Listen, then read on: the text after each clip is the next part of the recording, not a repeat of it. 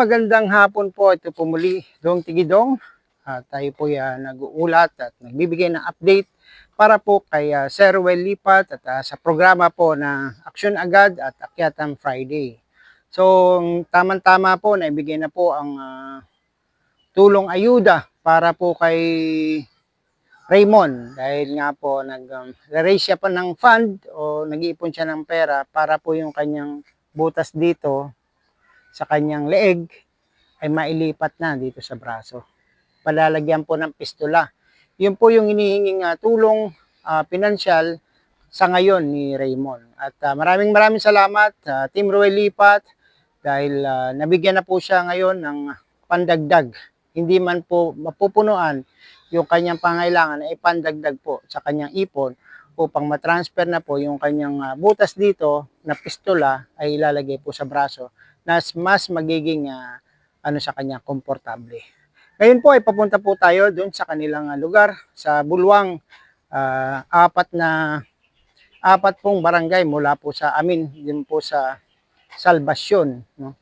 So medyo malayo-layo po at kaloob-looban pa po ang kanilang bahay. So samahan niyo po ako upang puntahan at kausapin po si Raymond at tignan po natin ang kanyang update at kung siya po ay nagkakaroon na po ng ipon sa kanyang pagpapapistola. Maraming salamat at shoutout po sa mga Team Ruel Lipat at salamat sa mga nakapanood ng mga ka-team ni Sir Ruel Lipat dyan po sa SDA, Seventh-day Adventist Community, dyan po sa Summerville at marami pong tumulong para sa kanya. Pasukin po natin itong lugar nila. Dito po ito sa Bulwang o San Antonio, Bacoc, Camarines Sur. Samahan niyo po ako. Na po tayo, Team Ruel Lipat, Team Kapuso, shoutout po. At sa inyong mga manonood, maraming salamat. Nandito na po tayo sa lugar ni Raymond, doon po sa bahay ng kanyang biyenan, dito po sa San Antonio.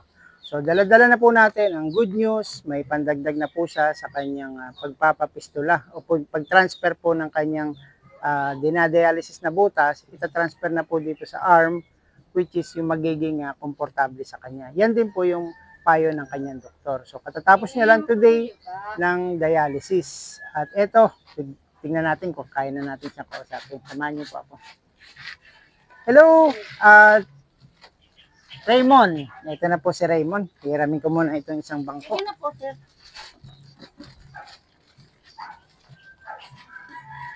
Raymond, kumusta ang iyong dialysis? Pwede ka na naman naming ma-interview?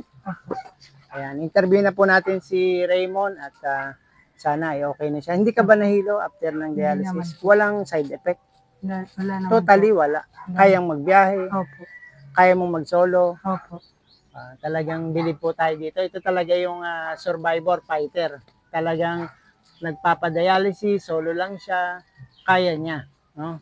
Kasi nga po, kung siya po magpapasama pa sa kanyang misis o sa kanyang benan, o magiging kahansagabal kasi may trabaho na rin siya. Para maging productive si Richel, doon po sa gasolinahan, ay iniiwan niya na nagtatrabaho, siya po ay kaya niya na. Hindi ka man nahihilo, Hindi naman. So, meron ako sa yung good news. Ayan. Kami rin po ay nagpaalam na kay Nanay Rosemary na dito po ay maibigyo siya. Kaya maraming salamat din sa iyo. Ito po ang dala na good news to Raymond from Team Ruel Lipat. Ito po ang iyong good news. Pandagdag mo yan sa pagpapapistola. Okay? Sige po. Pwede po tayong magsabi o kausapin si Sir Ruel Lipat. Sir Ruel Lipat, salamat po pala dito sa Sige, dito ka po tingin. Salamat po pala dito sa binigay nyo. May na po ako, makakapagpapistula na po ako. Pistula na po ako. Naka-schedule ka na ba? Wala pa po, tatawagan ko pa lang po yung doktor. Humingi na po ako ng number. Tapos, Sa doktor. Opo, tapos. Anong pangalan po ng doktor? Usyo po Pwede yata. ba sabihin? Hindi ko po alam. Sa video? Hindi ko po alam. Pero number lang. Opo. Lalaki, babae? Siguro po lalaki, hindi ko po.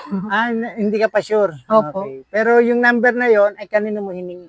Doon po sa nurse. Sa nurse. Yun Opo. po yung talagang nagpapalit ng pistola. At yung service fee niya yung kailangan. Opo.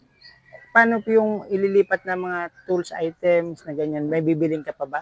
Kasama na dun sa Hindi 15K? ko po alam kasi nagtanong po ako, tapos sabi po doon, basta daw po yung pambayad daw po, 15,000. Mhm. Overall package na yon na meron ng item na ibabaon, yung pistola, Siguro kasama po, na. opo.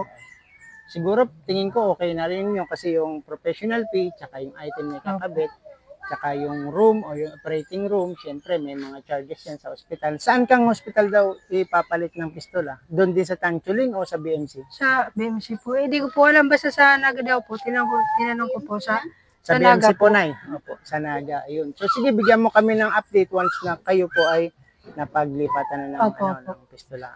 Tayo naman po, ang Team Roy Lipat at ang live po ni Sir Roy Lipat ay araw-araw, every 7:15 a.m. Pwera lang po yung Sabado at Linggo. Dahil nga po yung Sabado is Sabbath day at yung Linggo naman po ay rest at Lunes ay pwede na akong magbigay ng update hanggang Friday.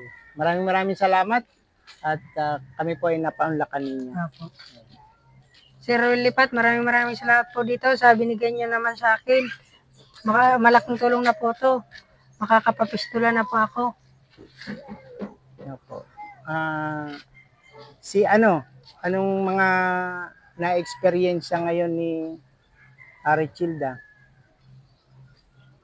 Hindi ba nagrereklamo sa iyo na ang hirap ng mag-alaga ng pasyente, wala kang narinig na gano'n? Wala naman po. Talagang suporta siya sa iyo. Opo.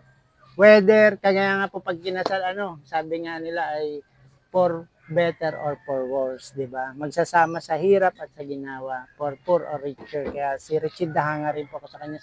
Saludo ako sa Richilda dahil patuloy mong sinusuportahan ang ating may pasyente at may sakit na si Raymond. Maraming salamat ha.